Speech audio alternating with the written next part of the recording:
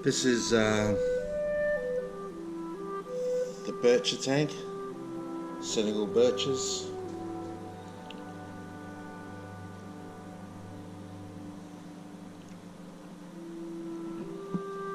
The hope is to breed them. Look at the tank. So this is a 1,000 litre tank.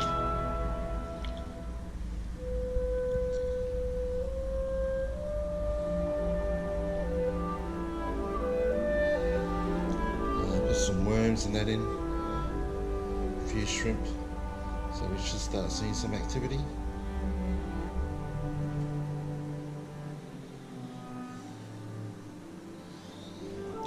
I also noticed that I got some red shrimp in here that I put into my sump.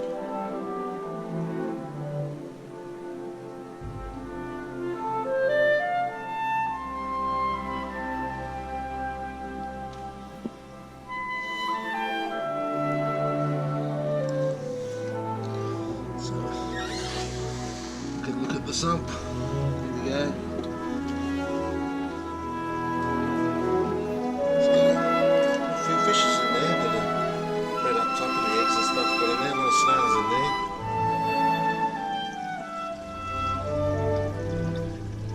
That's the engine room.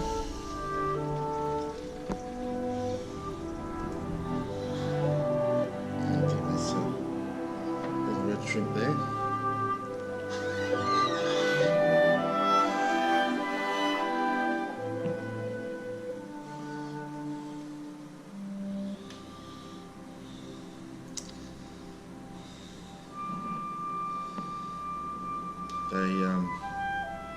All the fish seem to enjoy the plane. It's a good hiding spot. Had it for a long time, bits and pieces have fallen off of it. There's bits and pieces up the other end of the tank actually that have broken off, the tail's broken off of it. It's in here somewhere. This is an island tank, so it's just in the middle of the room. The glass is a little bit dirty. Probably should have spent a bit of time cleaning it up, but yeah.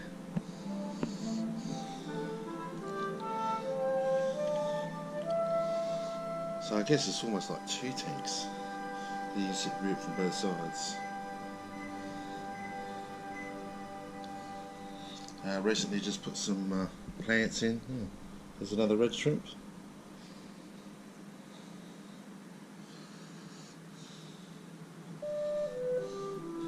I put 12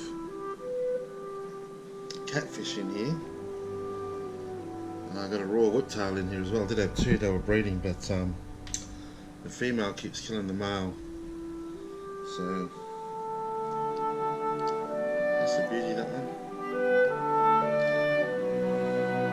Cories, of course. What's a tank without cories?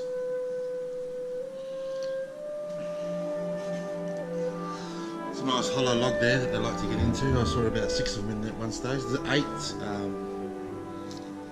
Birchirs in here, 4 from a batch, and then I waited 6 months and got another 4 from a different batch, so that I don't end up with or breeding Birchirs with a head like a frog. So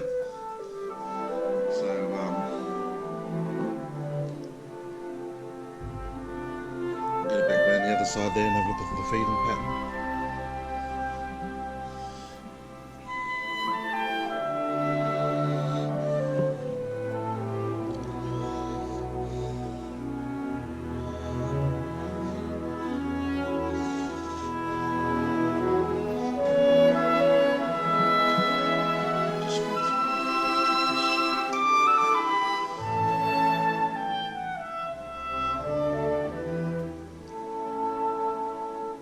I can't remember the name of the catfish, I'll have to look them up.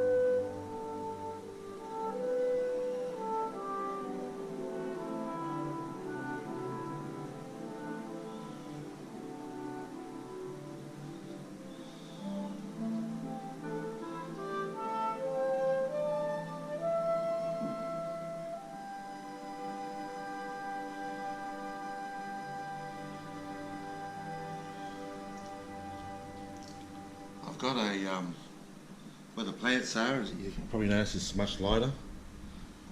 And this in here is where the birches seem to spend most of their time.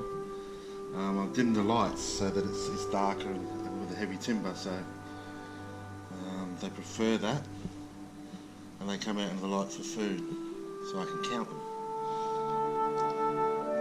So really looking forward to these guys breeding. It's going to be badass. I've also got an outdoor heated pond. We're thinking about making an extension about 3 metres by 2 metres by about 600 deep, with a waterfall on it from one pond to the next. And we may consider putting the birches out there to give them a more natural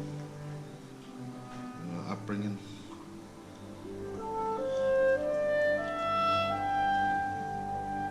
There's another one of those shrimps.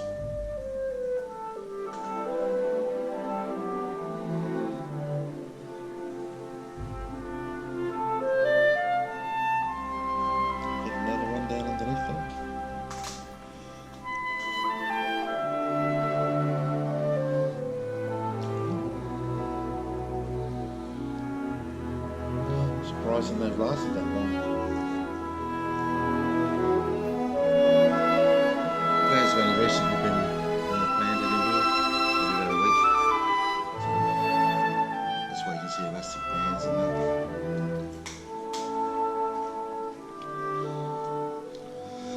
So the males have a thicker anal fin and the females have a short one. So this one here we're looking at, in my opinion, is a female. She's got a very thin anal fin, and apparently the males have a much wider, thicker one, and they actually catch the eggs in that anal fin and disperse them over the plants. And of course, all I have to do is pick up the plant and put it into the sump underneath and raise the babies. That's the plan. But not everything that goes as planned, does it?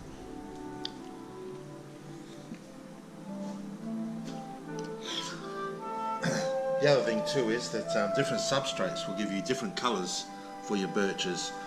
I've got white sand just to get the reflectivity in there, which makes my birches quite pale. The last 4 that I got, which are the smaller of the 8, this is one of them, were very dark grey, because they were on black gravel.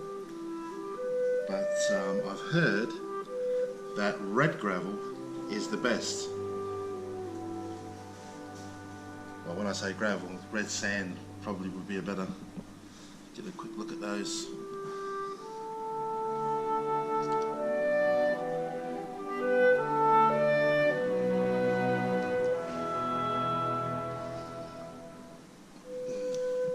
Birches certainly are a prehistoric looking fish, that's for sure. This particular one here, I had a big yabby, what's what we call them in Australia, crawfish I suppose, for you guys in America. And that particular one over the back there is blind in one eye and got a big scar on the front of him, getting to come through on the front. Now the yabby grabbed him, but he fought the yabby off, and he made it. So it was a big yabby. It was probably 7 or 8 inches long and great big claws on it like a mud crab. So I wouldn't like to have got bitten by it, but taking my finger off. But these things are armour plated, so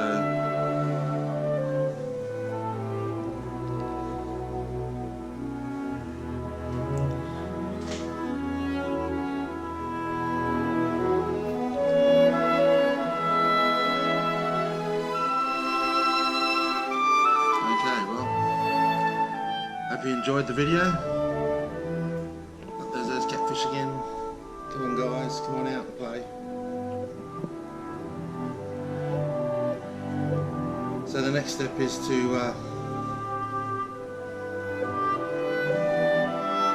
start breeding.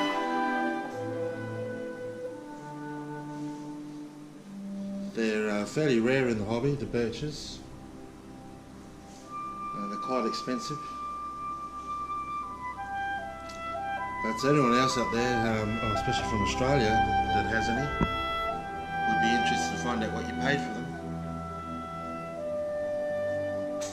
But there you go. Made this tank myself, the hood and the base.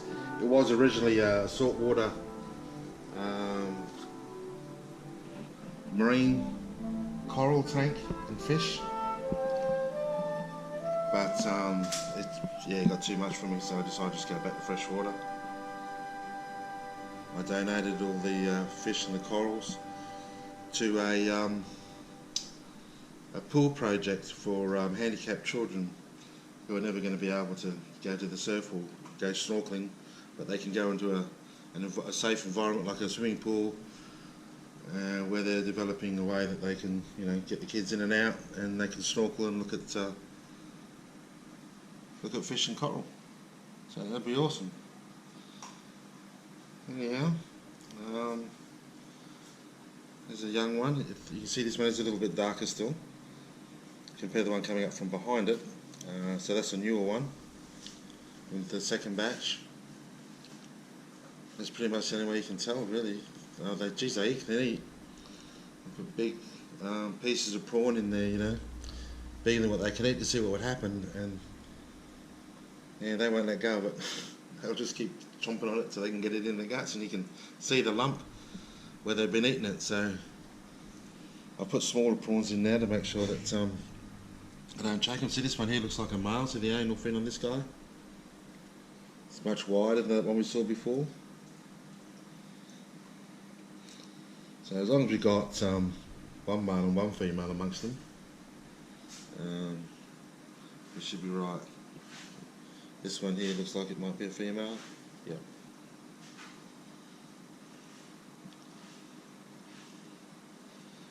Okay, that's it for now.